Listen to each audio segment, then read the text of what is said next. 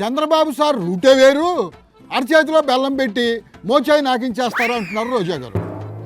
ఎన్నికల ముందు ఉన్న మాట ఎన్నికల తర్వాత ఉండదు, అదే ఆయన స్పెషాలిటీ అని కూడా అంటున్నారు. ఎన్నికల ముందు చంద్రబాబు నాయుడు గారు కరెంటు ఛార్జీలు పెంచము, వీలైతే తగ్గిస్తాము అని ఆపటం కాకుండా అంతకు మించి ప్రజల దగ్గర నుంచే ప్రభుత్వం విద్యుత్ కొనుగోలు చేసే విధంగా చర్యలు చేపడతామని చెప్పిన మహానుభావుడు అన్నాడు. అయితే 6 నెలల్లో 15,500 కోట్ల రూపాయల్ని ఈ రోజు ప్రజల మీద బాదిన బాధుడికి ప్రజలందరూ కూడా కృంగిపోతున్నారు. కుమిలిపోయినా ఊరుకునే సమస్య లేదు, పెన్షన్ ఛార్జీలు కట్టాల్సిందే. రాష్ట్రం సింగపూర్ కావాలా వద్దా అంటున్నాడమ్మా చంద్రబాబు. ఈ రోజు పవన్ కళ్యాణ్ గారిని అడుగుతున్నాను, ఆయన్నేం అడుగుతున్నారు? మీరు చంద్రబాబు నాయుడు గారు ఎన్నికల్లో ఏం చెప్పారు? విద్యుత్ ఛార్జీలు పెంచము, పెంచితే ఒప్పుకోము అన్నారండి. ఎన్నికలు అన్నాక 100 అంటారు, అయినా మీ దగ్గర ఆయన అలా అన్నట్టుగా రుజువు ఏమైనా ఉందా? ఉంటే చూపించండి. కరెంటు ఛార్జీలు పెంచనని చెప్పి మీ అందరికి హామీ ఇస్తున్నా, అవసరమైతే తగ్గించే బాధ్యత తీసుకుంటామని మీ అందరికి హామీ ఇస్తున్నా. సరే అన్నారు, అయితే ఇప్పుడు ఏమంటారమ్మా మీరు? మరి ఈ రోజు 15,500 కోట్ల రూపాయలు విద్యుత్ ఛార్జీలు పెంచితే ఎందుకు సైలెంట్ గా ఉన్నారు? మరి సైలెంట్ గా ఉండక ఏం చేయమంటారమ్మా?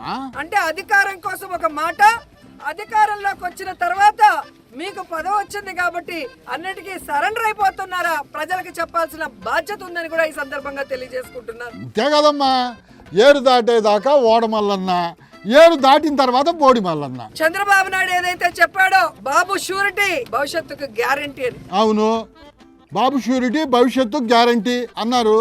అయితే ఏంది?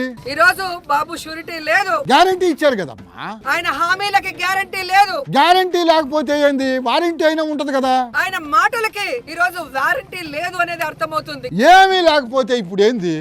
అధికారం అయితే ఉంది కదా. కరెంటు ఛార్జీలు పెంచేశారు. కరెంటు ఛార్జీలు ఒకటే కదా పెంచింది? రిజిస్ట్రేషన్ ఛార్జీలు పెంచేశారు. రిజిస్ట్రేషన్ ఛార్జీలు కూడా పెంచేశారా? 60% నిత్యావసర వస్తువుల ధరలు పెంచేశారు. ధరలదేముందిలేవమ్మా, ఇసుకైతే ఫ్రీగానే ఇస్తున్నారు కదా. ఫ్రీ ఇసుక అంటూనే 2 రెట్లు ఇసుక రేట్లు పెంచేశారు. ఇసుక సంగతి వదిలేద్దాం, మందు బాగానే దొరుకుతుందంట కదా. వీధికి మద్యం షాపులు పెట్టి ఈ రోజు ప్రజల్ని పీల్చి పిప్పి చేస్తున్నారు. అంటే అన్నాం అంటారు గాని సంపద సృష్టించడం అంటే ఊరికే అవద్దా ఏందా? 1,00,000 కోట్ల అప్పు చేసిన చంద్రబాబు నాయుడు మరి ఎందుకు ఇవన్నీ పెంచుతున్నారు? అసలు దీనికి అంతా కారణం గత ప్రభుత్వమే అంటున్నారమ్మా వాళ్ళు. ఒక రేప్ జరిగినా, ఒక విద్యుత్ ఛార్జీలు పెరిగినా, ఒక నిత్యావసర ధరలు పెరిగినా, లేదా ఏది జరిగినా రాష్ట్రంలో జగన్మోహన్ రెడ్డి గారి వల్లే జరిగింది అని చెప్పడం ఫ్యాషన్ అయిపోయింది. ఇప్పుడు కరెంటు ఛార్జీలు పెంచడానికి కూడా మీరే కారణం అంటున్నారమ్మా వాళ్ళు. అధికారంలో ముఖ్యమంత్రిగా ఉన్నది జగన్మోహన్ రెడ్డి గారా చంద్రబాబు నాయుడు గారా అని నేను అడుగుతున్నాను. చంద్రబాబు సారే కదా. చంద్రబాబు నాయుడు పార్టీలో 164 మంది ఉన్నామని చెప్పుకుంటున్నారు. అవును, 164 మంది ఉన్నారు కదా. మరి ఈ 164 మందిని అడుగుతున్నా, ఏం అడుగుతున్నారు? మీరు అధికారంలో రావడానికి విద్యుత్ ఛార్జీలు పెంచము, తగ్గిస్తాము, అవసరమైతే ప్రజల దగ్గరే ఆ విద్యుత్ కొనుగోలు చేసే విధంగా చేస్తామని ఇంటింటికి వెళ్లి చెప్పారు కదా. దండాల మీద దండాలు పెట్టి మరీ చెప్పారు కదా. మరి ఈ రోజు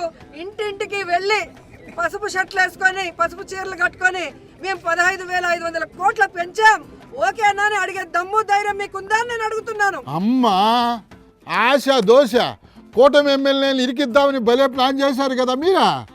వాళ్ళు మీ ట్రాప్లో అస్సలు పడరు మేడం. జనం దగ్గరికి వెళ్తే వాళ్ళు ఏం చేస్తారో వాళ్ళకి తెలియదు అనుకున్నారా ఏందా?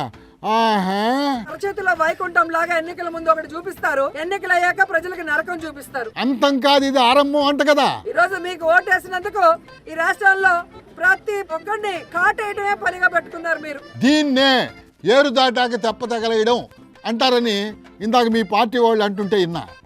ముందు ఇంకా ఎన్ని సినిమాలు చూడాలో ఏందో.